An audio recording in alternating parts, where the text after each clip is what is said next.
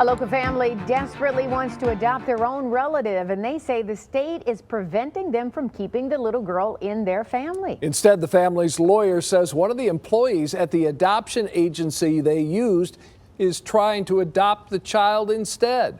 And the 7 investigators discovered the child at that employee's home. 7 investigator Heather Catallo shows us how this family's heartbreak is revealing what some call a serious lack of oversight in the system. To protect this little girl's privacy, we're not using her real name. Instead, we're calling her Elizabeth. The Mihailoff family says they feel like the system has failed them. And now they say their only option is to share their story about how they're losing Elizabeth to strangers. She's my heart. She's very loved.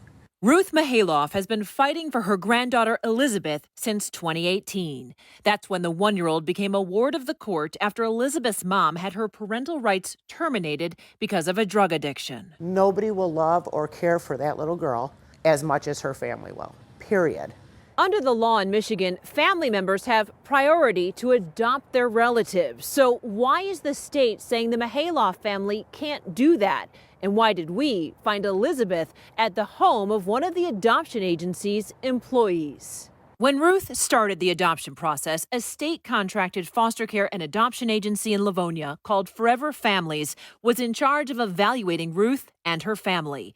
Both Ruth and her other daughter, Taylor, took care of the little girl. They say Elizabeth thrived with her cousins and half-sister.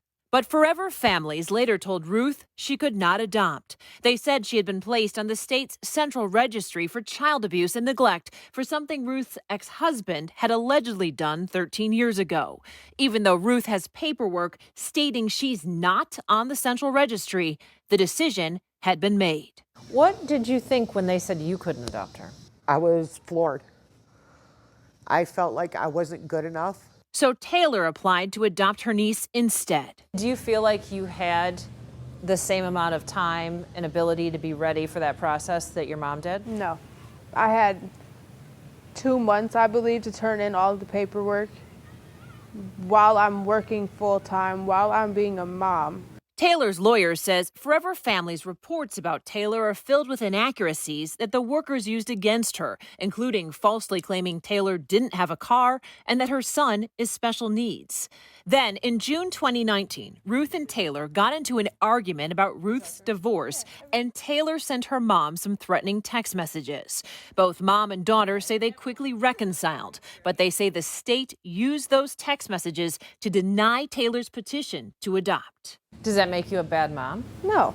Things happen in life, and you can't determine someone's entire life off of some text messages that somebody made. If this wasn't in front of a child and they weren't screaming and making a scene, and this is how they were texting each other, it's not the worst thing in the world. Macy Gaines is Taylor's lawyer. She says emails she uncovered during their legal challenge revealed Forever Families was working behind the scenes to deny Taylor's adoption bid with the woman who had the final say over Elizabeth's fate, the Michigan Children's Institute, or MCI, superintendent.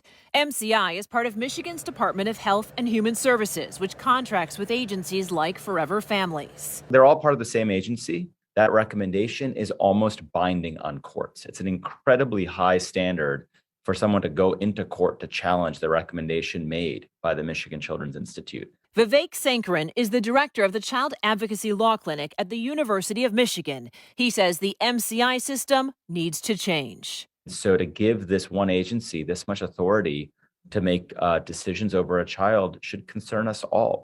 Gaines says the MCI superintendent told Forever Families to remove Elizabeth from Taylor's home just before Thanksgiving in 2019. Prior to the removal of Elizabeth, we went to the Foster Care Review Board, and they issued an opinion saying that she needs to stay with her family. Her family is bonded, and MCI overrode that immediately. They didn't just take her from me, they took her from her cousins, my kids, and everybody. So it's not something you get used to. 2 years later, Taylor and Ruth are still trying to fight the MCI's decision in court. But Attorney General Dana Nessel is fighting back, defending the MCI decision to deny the family the chance to adopt their own relative, arguing in court records that Taylor was immature and overwhelmed. As part of their legal challenge, Gaines says she learned someone else had petitioned to adopt Elizabeth. I was appalled. Gaines says the person trying to adopt Elizabeth is one of the Forever Family's employees. Isn't it just a huge conflict of interest? Huge. Her name is on this file. She's been to these people's home, and as social workers, they're able to do as much as they can to make sure that this placement is possible, and that was not done. Gaines says records show that employee was at Taylor's home for an evaluation, and the Forever Families worker signed off on other reports that impacted the adoption decision. For the last 2 years, the Mihailoffs haven't known where Elizabeth was living, but the 7 investigators found the child recently, and she appears to be staying with the Forever Families employee who Gaines says is trying to adopt the now 4-year-old girl. I will keep fighting. If I have to work 5 jobs, I will keep fighting for my granddaughter because she does not deserve what has been done to her.